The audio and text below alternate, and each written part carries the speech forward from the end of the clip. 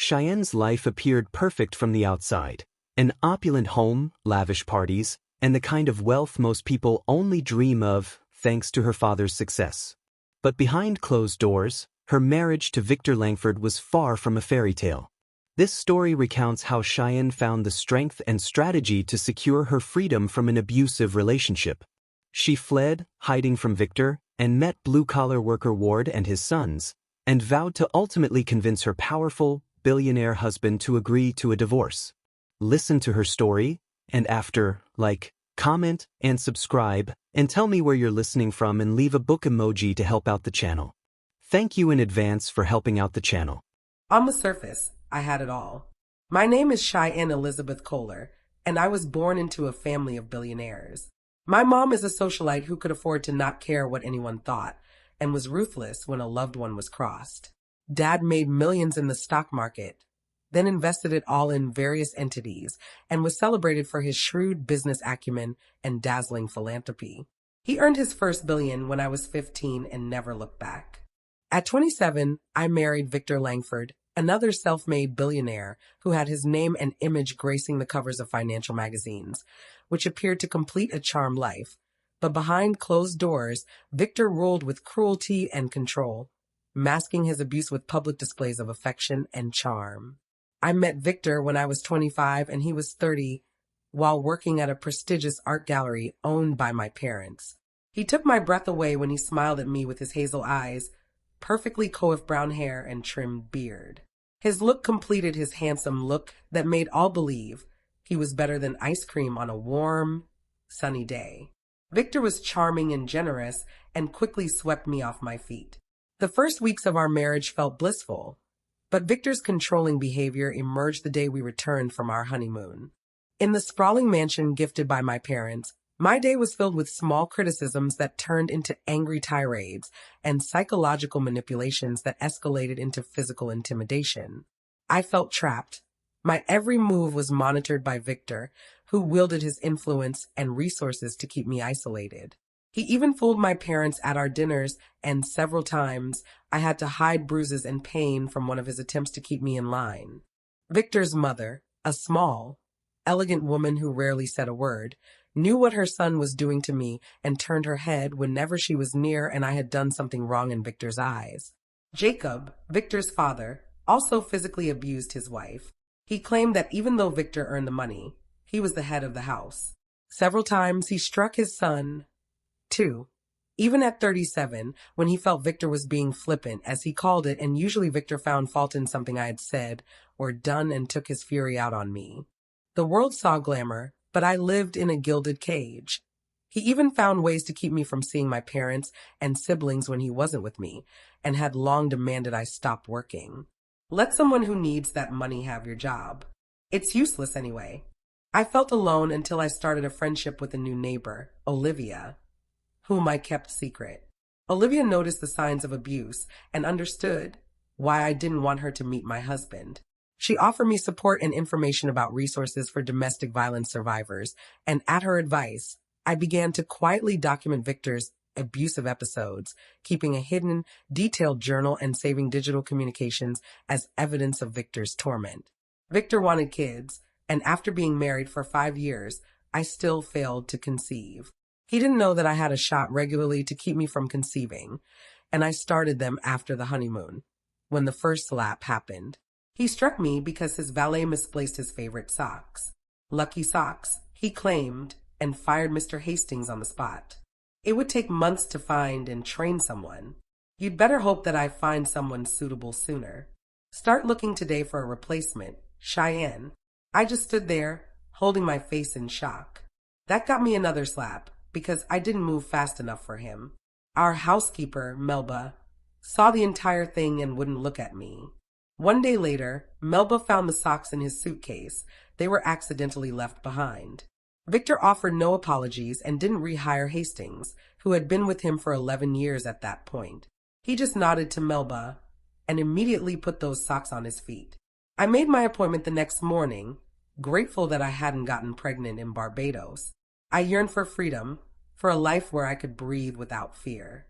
Quietly, I reached out to my trusted attorney, Samantha Vega, to begin preparing for divorce, knowing Victor's retaliation would be swift and harsh.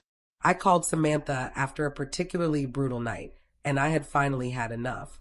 It started when Victor came home early on a rainy night in June. He said that he had a rough meeting with a small tech company he wanted to purchase, and he felt the owner was attempting to gouge him. When Victor finished his heated rant, he noted I was on the bed with a hot water bottle pressed to my belly. He glared at me and asked, "Is something wrong?" I licked my dry lips, knowing this was going to anger him. Again, "I have cramps. My cycle started today," I answered gently.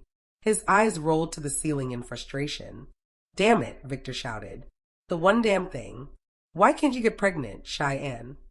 I jumped at his roar. "I don't know, Victor. Perhaps you are the problem. Why I said that, I have no idea." After he finished screaming and showing me how much he did not like that suggestion, Victor, filled with rage, decided to crash at the penthouse he kept near his office. I eased into the bathroom. My swollen face was red, purple, and black. There was no way I was going to be able to hide the bruising and swelling, no matter how much makeup I used. "Mrs. Langford, excuse me, but why do you continually put up with his shit?" Sighing, I turned to the doorway. Melba, the housekeeper, crossed herself in horror. Yeah, I looked that bad. Victor had struck me several times with open and closed hands, because I would disappoint my parents if I even thought about leaving him. Melba gestured for me to sit on a stool, wet a towel, and dabbed my face.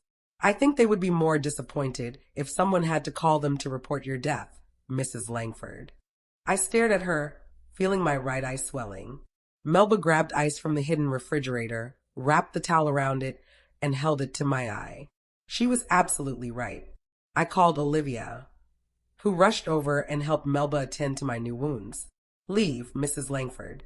If he comes back, whenever he does, I will cover for you." "Listen to Melba," Olivia urged. "Don't come back here until you are safe from him ever putting his hands on you again." I fled an hour later, disguised in Melba's clothes and carrying only a few essentials. My heart pounded as I stepped into the darkness, leaving behind the house that had become a prison. The night was thick with rain, each drop pelting against the window of the Uber like hurried footsteps.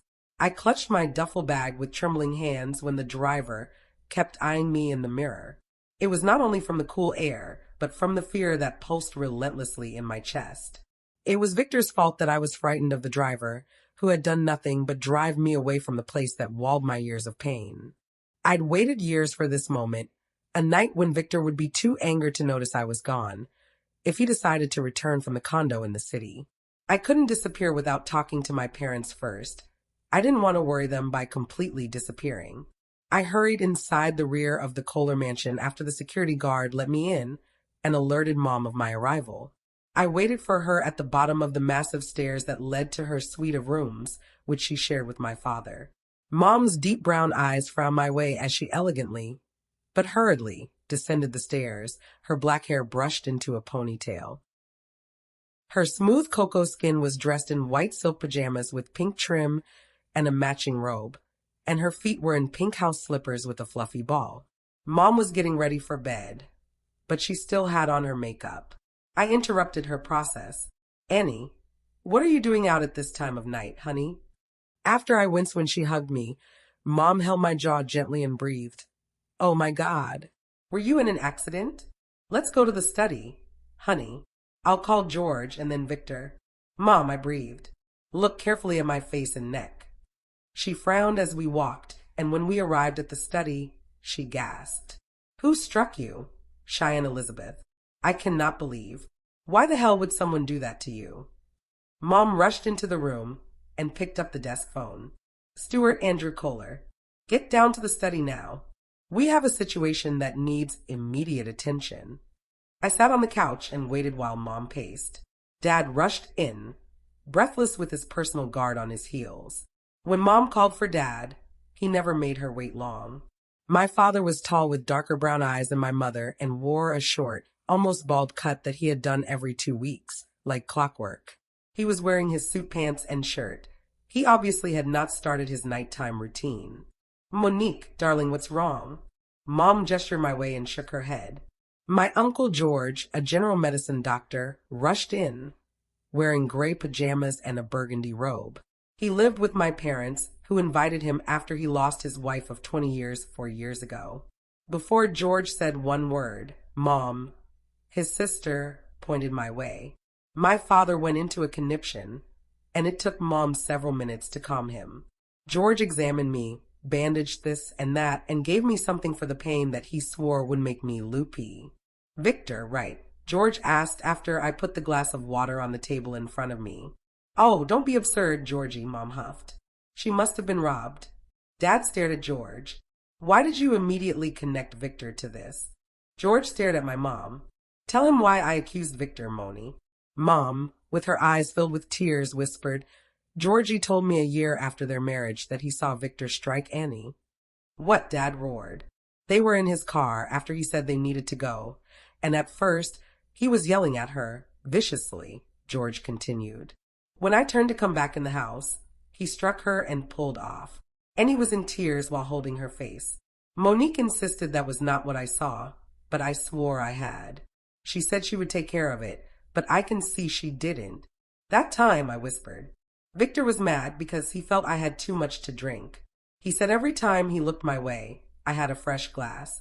I tried to tell him it was ginger ale. I only had a sip of champagne with the toast. I didn't even finish that glass. Moni, Dad called. Why didn't you say anything? Because I went to Victor, and he swore Georgie assessed the situation wrong.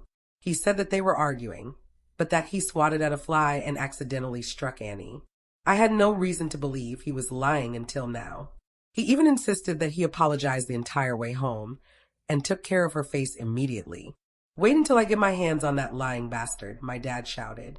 This marriage is beyond over. Damn it. Jennings, inform all staff that Victor Langford is no longer cleared to be on my property. I don't want him anywhere near anything I own. And Colin Johnson, as the head of security, he needs to be here to set up precautions. The huge Caucasian guard nodded and spoke quietly into his mic. Is there any way you could be with child, Annie? No, Dad, I cried.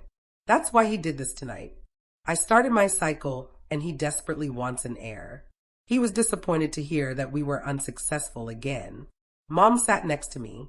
You've been trying to conceive, Annie? No, he was Mom. He was, Dad asked. The first time he struck me was when we returned from the honeymoon. I started getting control shots the next week. I couldn't bring a child into that atmosphere, so I prevented it. Wise, George nodded. Take pictures of my baby, George, Dad ordered. Every bruise and handprint. In the morning, I'll get my lawyers on the divorce.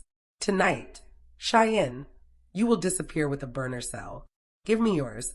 I gave it to him, and 20 minutes later, I had an old phone that my father said could not be traced, but I had better answer when he or Mom called. I agreed. Dad, on my way here, I called Samantha. Excellent. I'll speak with her and the others, first thing. Don't worry about a thing, Annie. I will have this taken care of, and you will be safe. Give your mother power of attorney over this matter only, and she can make all decisions while you're away and healing. My cell went off. I answered it after Dad said Melba's name flashed on the screen. What's happened, Melba? Mrs. Langford, she stage whispered. Mr. Langford has returned. When he entered your room, his rage was instant and volcanic the moment he discovered the bed was empty. He smashed a lamp, and his fists pounded the wall, causing damage. He searched the house, and when he realized you were gone, he searched your closet. Mr. Langford is now calling your friends, staff, and even your sister, who is now trying to contact your parents. He threatened each one he called, promising retribution to anyone who helped you, including your brother. Christ, I sobbed. Dad, he's called and threatened everyone, including Andy and Karina. He can't hurt them, Dad. What if he did this to them, too? Monique, call our kids, and don't stop until you hear their voices, and inform them of what is going on. George, contact yours and tell them as well. Jennings, tell Johnson I want them all safe. Dad wrapped his arms around me, pulling me close. Listen, he said calmly, no one's going to get hurt. We're not alone in this, Annie. I've got friends in law enforcement keeping an eye out. Your mom and I will protect Andy and Karina. Your brother and sister are safe. Focus on yourself right now. Let us handle the rest. His reassurance calmed my trembling body, but the fear lingered. Melba's voice grew softer.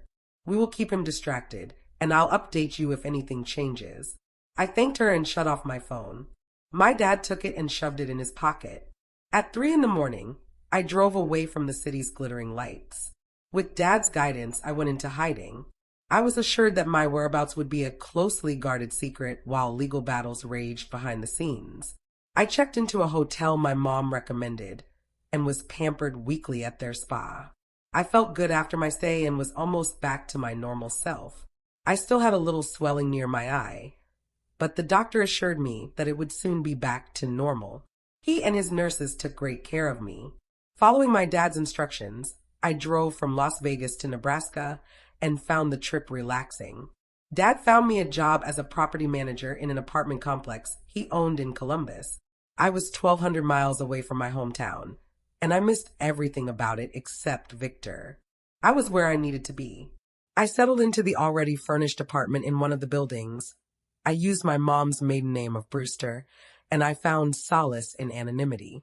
No one could connect me to my father or husband while using that name, and my mind kept busy with assigning maintenance, processing payments, and completing walkthroughs with new and exiting tenants. The simple rhythm of managing the buildings became my refuge. A month after I started my new job, I met Howard Miller, a steelworker whose rough hands and gentle smile stood out among the tenants.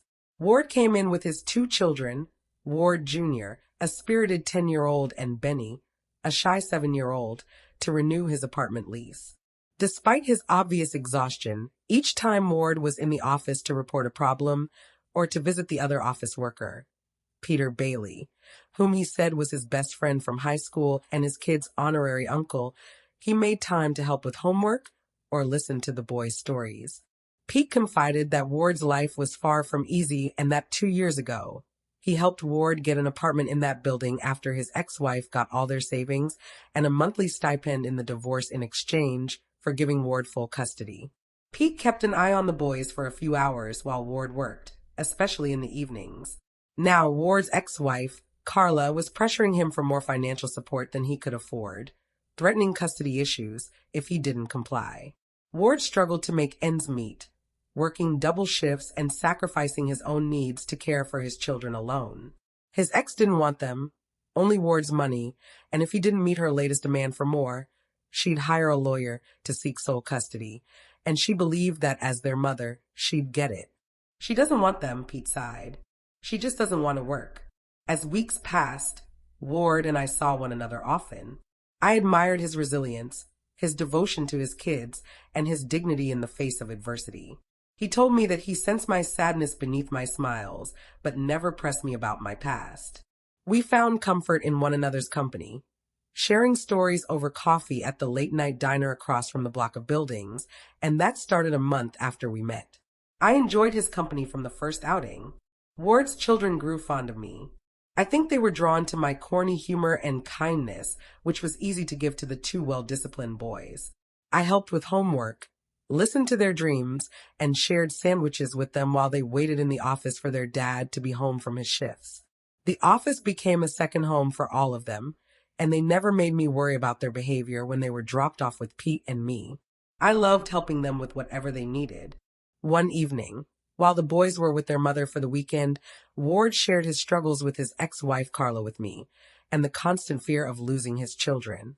The expression of vulnerability brought us closer, and that night, after knowing Ward for 5 months, I shared intimacies with him that I had only experienced with my husband, and found Ward to be a more patient, attentive lover than Victor had ever been. Meanwhile, my dad reported Samantha Lee worked tirelessly toward getting my divorce, shielding my assets, and ensuring my safety. With Ward's unwavering support, I rediscovered my strength, and I told my parents about Ward, and that I was serious about him, but they balked at knowing Ward's occupation. Blue collar, Mom sighed. Honey, how will he ever be able to take care of you? Mom, I called into the phone. I married a man with more money than he could ever spend, and look where that got me. Besides, I already have enough money for us to be more than comfortable in our life together, if we go that route. My father called, but Dad, Why don't you have him investigated? His full name is Howard Anson Miller, and his birth date is February 9th. But I can tell you that Ward is a strong, loving, caring man who doesn't want anything more than what nature provides. He works hard to support his sons and keep a roof over their heads. I have nothing to worry about when it comes to that man. Annie, honey, do you love him? With my all, Mom. But you said the same about Victor. I believed I did love that man. But now that I've gotten to know Ward and his delightful boys, Mom, he'd never hurt me in any way, and I need them, Mom. I can't imagine my life without either of them. I meant every word. My mother was silent for a long moment, then said, I understand, and I'll try to relax when it comes to you and him. Do call us if you need anything. Annie, my love. I promised I would and continued getting ready for my date with Ward. I was spending the night with him and hopefully discussing what we can and will be with one another in the future. As I stepped out into the twilight, the small town was quiet around me, but a chill pricked the back of my neck.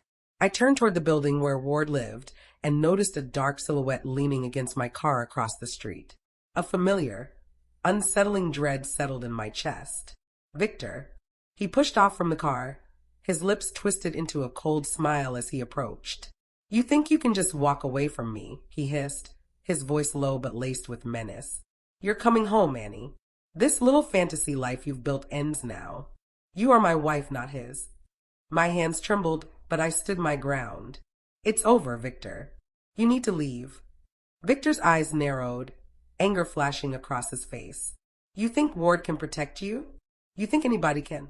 I inhaled. How do you know about Ward? What did you do? It's not hard to track you, Cheyenne. It's interesting how fast you found a new guy. And he's basically broke. Sure, he has a job with U.S. Steel, but I wonder how long he'll keep it when he's charged with assault. I glared at him. What assault? He shrugged. I saw some pictures of you with swollen, purple eyes and felt so bad that your new guy did that to you, honey. He caressed my cheek and I jerked away. In the morning, his employers will know all about his actions. I think he can kiss his kids goodbye once that happens. His ex-wife will not take lightly to her gravy train coming to an end. Why are you tracking me? What could you possibly want with me? I want my wife. I cannot believe. I could not take the words of your parents or that stupid lawyer that you truly wanted a divorce. Annie, I needed to see your face, to hear the words from your mouth.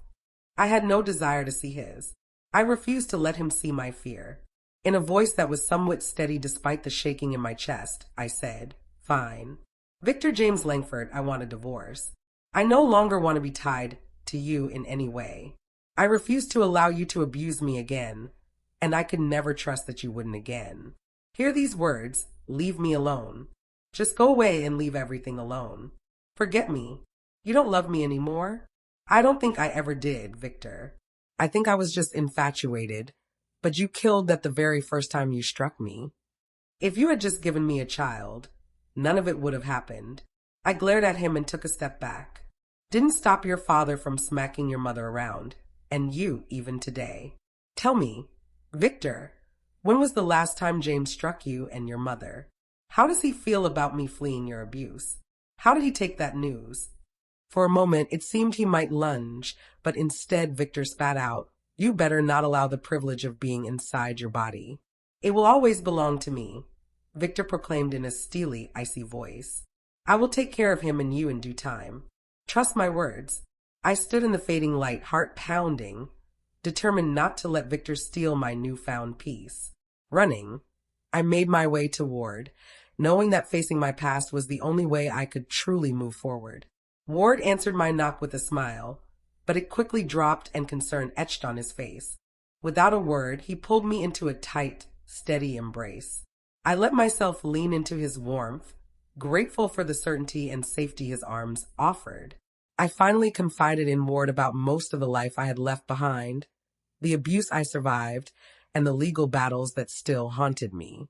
I hadn't intended to share at that point, but after seeing Victor that evening and knowing he was fighting the divorce and wouldn't think of signing anything, and insisting that he still wanted to be with me, I had to tell my new love about him. That night, I told him everything. About Victor's threats, the fear that lingered, and my determination to never look back. We silently sat together in the quiet of Ward's living room. I took a deep breath and said, "Ward, I know it's a lot. You have enough going on with Carla as it is, and now here I am bringing you more baggage. Victor doesn't let go easily, and I'm scared of what he'll do to you, Ben and Junior." Ward squeezed my hand, his voice gentle but resolute. "You don't need to worry about Carla or our safety. I'm not going anywhere if we don't agree to part. No one can convince me to leave you, Cheyenne. I'd rather stand beside you and fight than watch you face it alone. We're a team now, and I only have your best interests in mind." I looked at him, eyes brimming. "Thank you. I need you at my side." Ward smiled. "You're not alone anymore. Whatever happens, we'll face it together." I managed a small smile, feeling the strength of our shared resolve. "Together," I echoed, hope flickering in my chest at last. "Together," Ward whispered, "because I love you." Smiling, I said, "And I love you." "Good." Ward sighed, his brow furrowed in concern. "Cheyenne, we need a real plan if Victor tries anything else. I don't want you looking over your shoulder every day." I nodded, anxiety twisting in my stomach. "We could talk to the police, let them know what's been going on. I have photos as proof of his abuse. Maybe that's enough to get some kind of restraining order." Ward considered, then replied, "That's smart. Also, there are cameras everywhere. Maybe it caught him approaching you, and that conversation.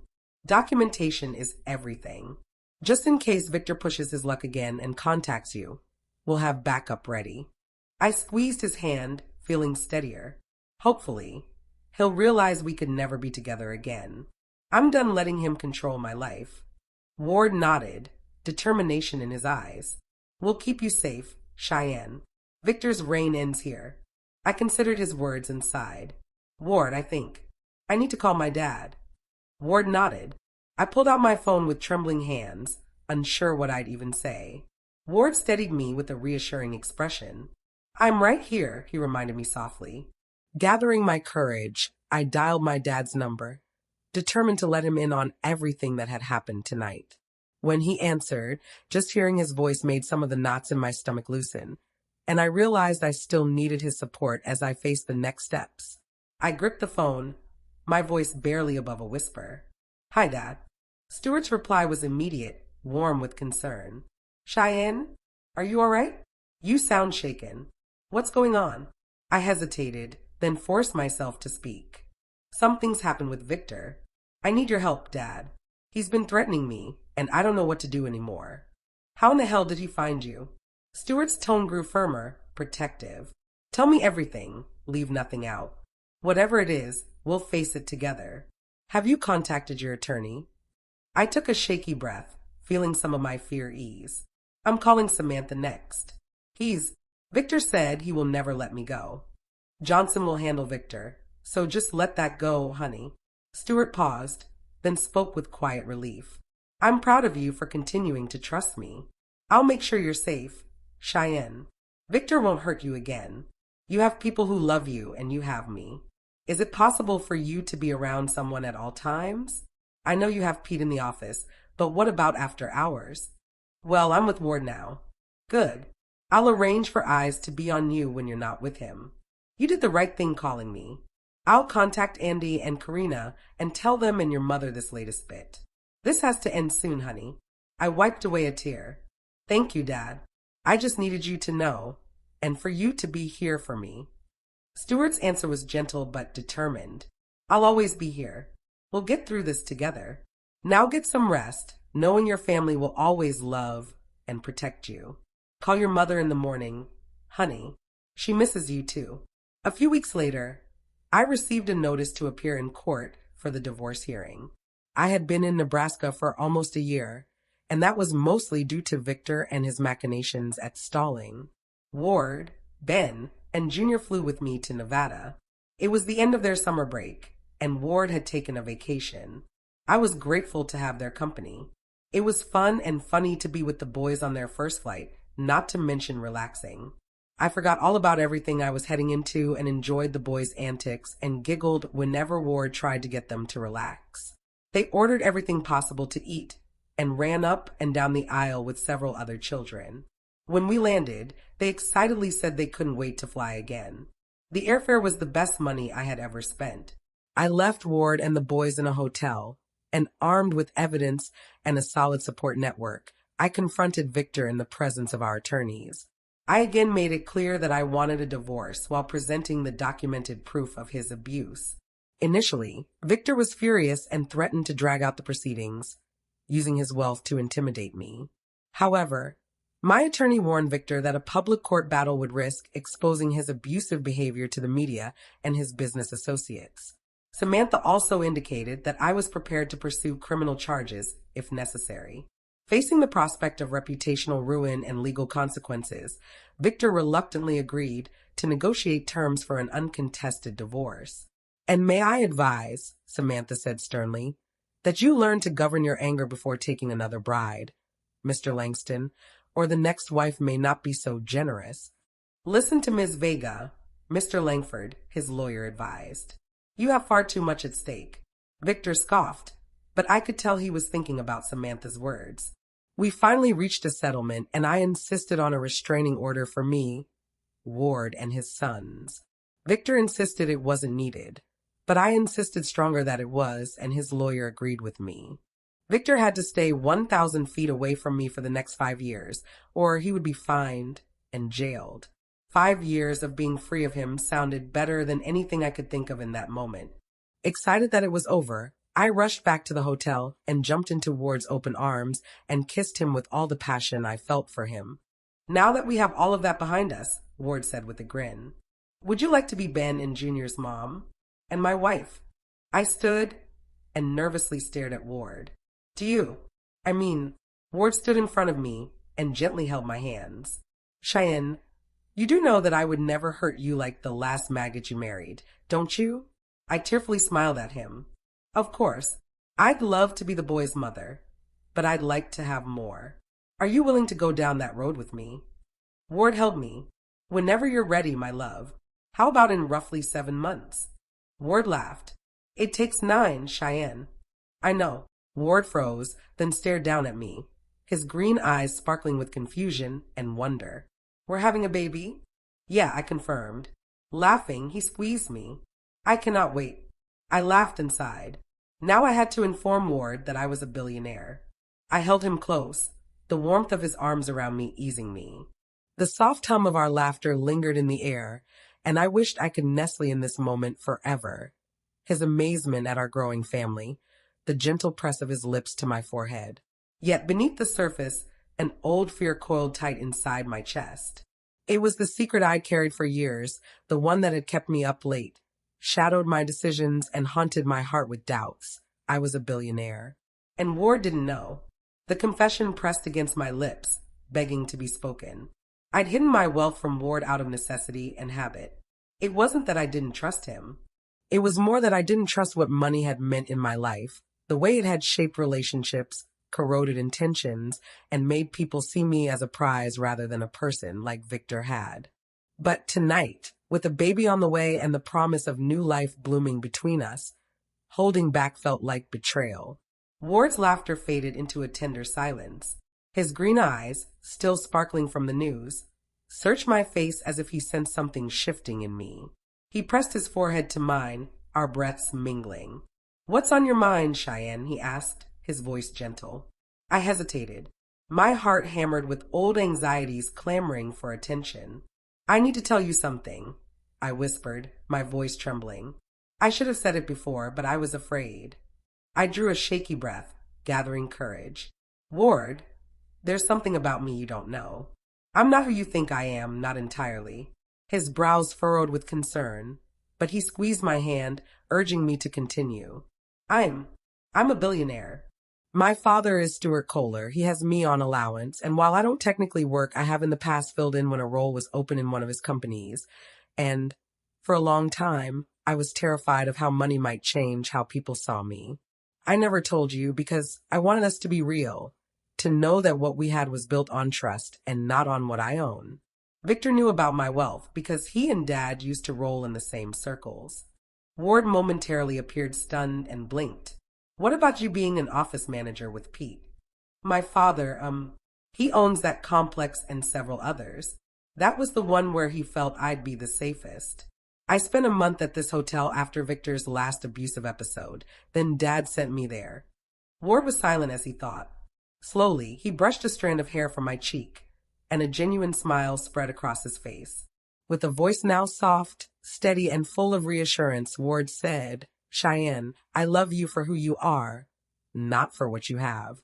Thank you for trusting me with your truths."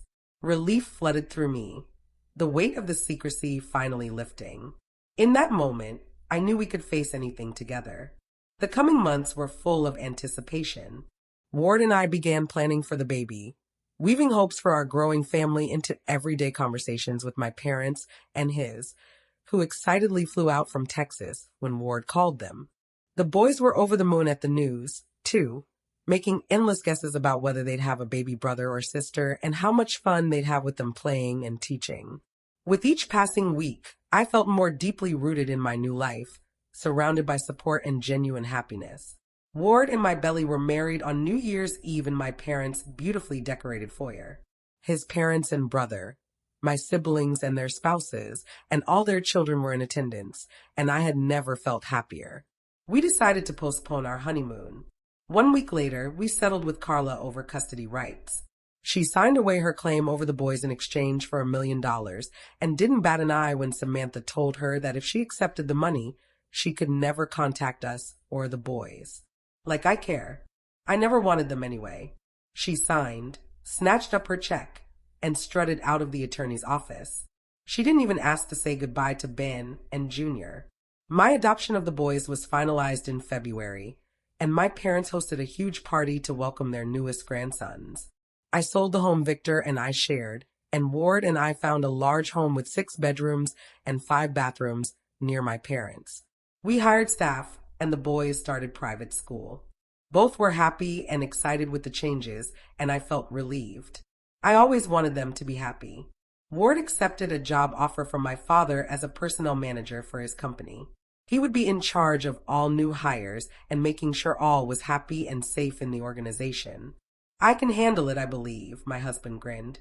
I did the same at U.S. Steel. Granted, it was for fewer people, but I'll have a staff to work with me.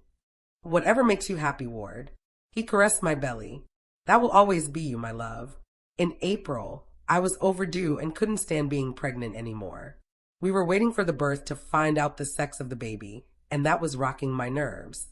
I wanted to know. Ward was at work when I felt the first of what I realized were contractions. I called my mother as both boys arrived from school. "Mom," I breathed into my phone. "I think this is it." That's when my water broke. "Ew," Benny screeched. "Mommy just peed herself." Junior sighed and shook his head. She did not. Her body is telling her that the baby is ready to be born. "Go get your phone and call Dad. He needs to know now." Junior led me to the couch, where I breathed through the pain. He ran off but was back in seconds with a wet towel and patted my forehead. Benny informed, "Dad is on his way home and said we have to time the contractions. Grandma's on her way here." "Mom," Junior called. "Do you need anything else?" I emotionally shook my head. This was the first time the boys had referred to me as Mom. Usually they called me Annie. My mom arrived and held my hand while we waited for Ward. He arrived 15 minutes later, completely calm and soothing. He remembered what to do. 12 hours and an epidural later, our daughter was born. We named her Serena Joy and agreed she was the most beautiful baby in the world. Surrounded by family, I learned that true wealth was not measured in money, but in resilience, compassion, and the bonds we forge. Ward and I were building a beautiful future together, one forged not of steel and fortune, but of love, hope, and healing. On the night we were released from the hospital, I watched Ward slowly drive us home. My heart was lighter than it had been in years. I had found my true love, freedom, and strength, and a place to belong, a life richer than I'd ever dreamed. I smiled at Serena Joy, thinking nothing would ever feel better than it did in that moment, until we had another child.